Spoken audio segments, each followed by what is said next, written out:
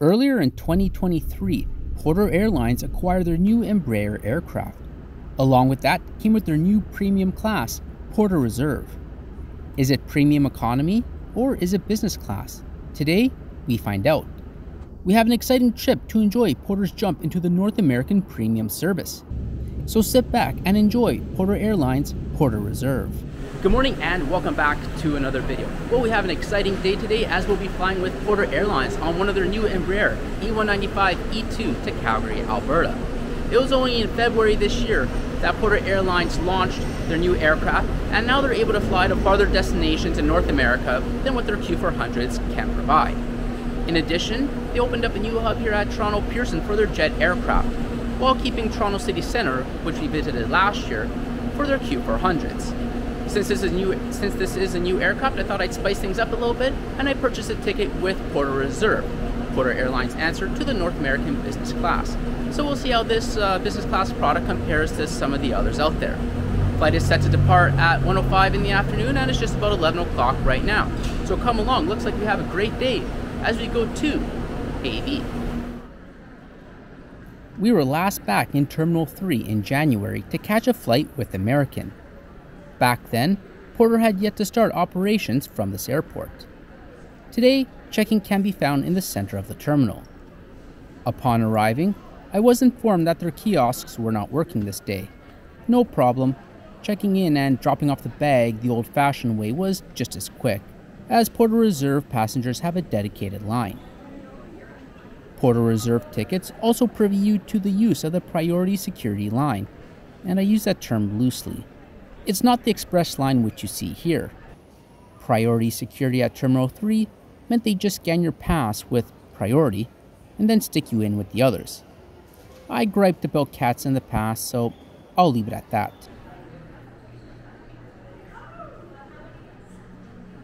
One aspect that will separate Porter Reserve from business class of the other two large airlines in Canada is the lack of lounge access. If you require that dedicated space, or simply want to escape the terminal, you're on your own. The good news is Terminal 3 has a nice selection of establishments, and they're located fairly evenly throughout the terminal, rather than bunched all together as in Terminal 1. So, although Terminal 3 is older, I do like the layout in this regard. For me, that meant a trip to Tim's to grab an ice cap. Is it better than a Starbucks Frappuccino? Well, I'll let you decide. Our flight for Calgary would depart from Gate B39. It's one of those pesky gates that doesn't provide a good view of your aircraft, and seems like a common theme on this channel. But I managed to jump to the next gate over to take a glance at Porter's new E195 aircraft.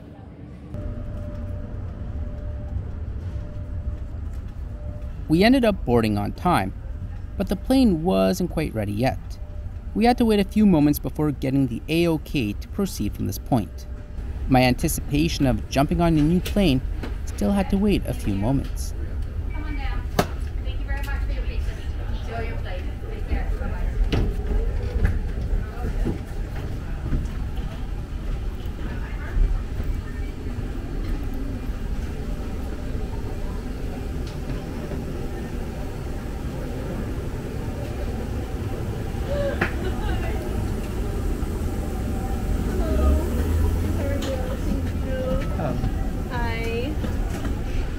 Today we'll enjoy seat 4D, the last row of Porter Reserve.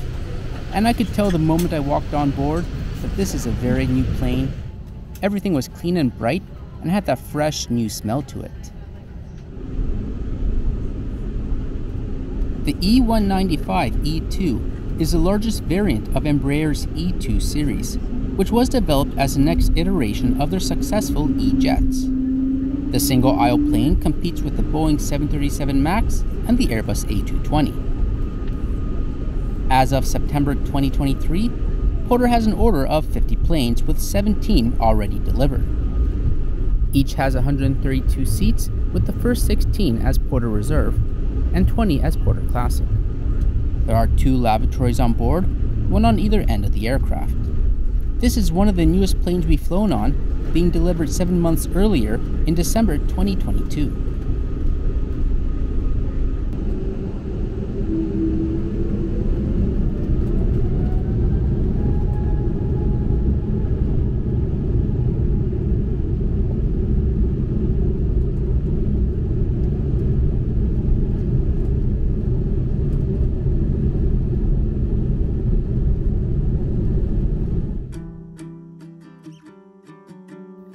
It'll take about 4 hours to reach Calgary. We'll arrive mid-afternoon as we gain 2 hours with the time change.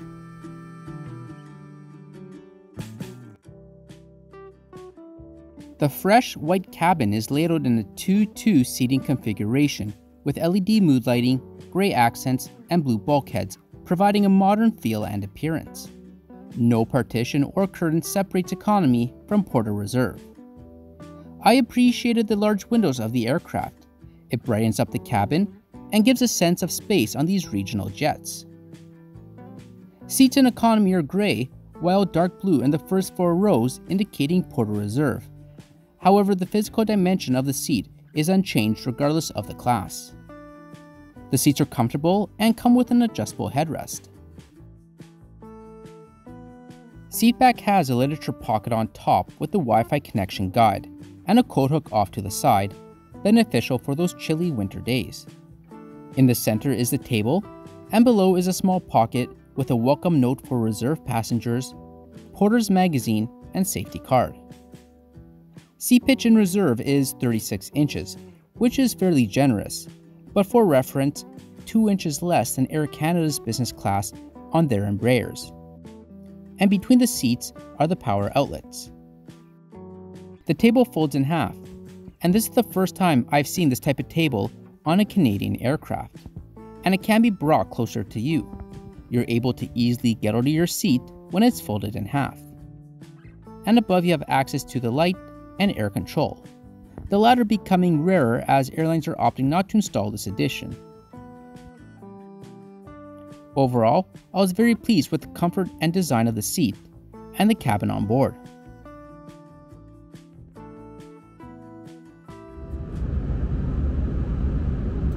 Porter is proud to offer free Wi-Fi on its flights, the first airline in Canada to do so. If you don't have a VIP Porter account, you have to watch a small ad every 30 minutes, which isn't the end of the world. The Wi-Fi was quick, easy to connect to, and fast enough to stream videos. And of course, if you are a new viewer, I welcome you to subscribe for continued aviation and travel-related content. Porter Reserve passengers were handed out menus. All meals, drinks, and snacks are included with the fare.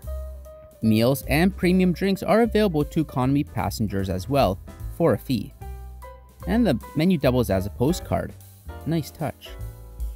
I began with a premium cocktail, an old-fashioned, so cheers to flying on Porter's new aircraft. Ooh, it's strong. We were soon handed our plain brown box. Inside we have the 7-layer dip with crackers, 2 savory olive poofs, and a chocolate. We have this yellow card which we'll revisit in a bit. The dip was fresh and bright, a great start to lunch. And the olive poofs weren't too bad either. After the appetizer, the meal was handed out. I went with the soba. This was not a bad dish, great if you enjoy light flavors. But once again, I found the noodles a bit gummy. I think a lighter sauce would be more beneficial for this dish. If flying Porter again, I'd opt for the salmon or chicken salad given the choice. The cabin crew did an excellent job of attending to the guests and making sure everyone was comfortable. About 90 minutes after the meal service, there was another round of drinks and snacks, so I went with this chocolate banana cake and a steam whistle to enjoy with the wonderful summer views.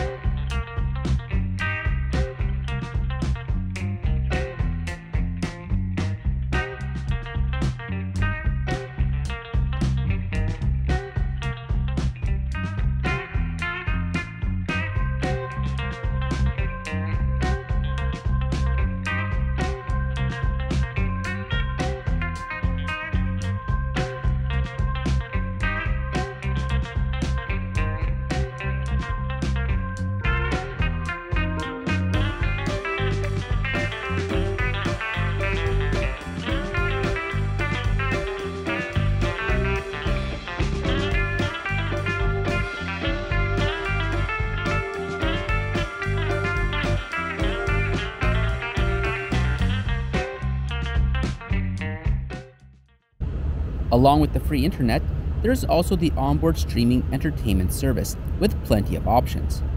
That yellow card in the lunchbox is a little stand for your device. Genius idea. And I kept that card for many other flights afterwards. A quick peek in the rear lavatory, and we see it's like the rest of the plane. Clean, fresh, and new.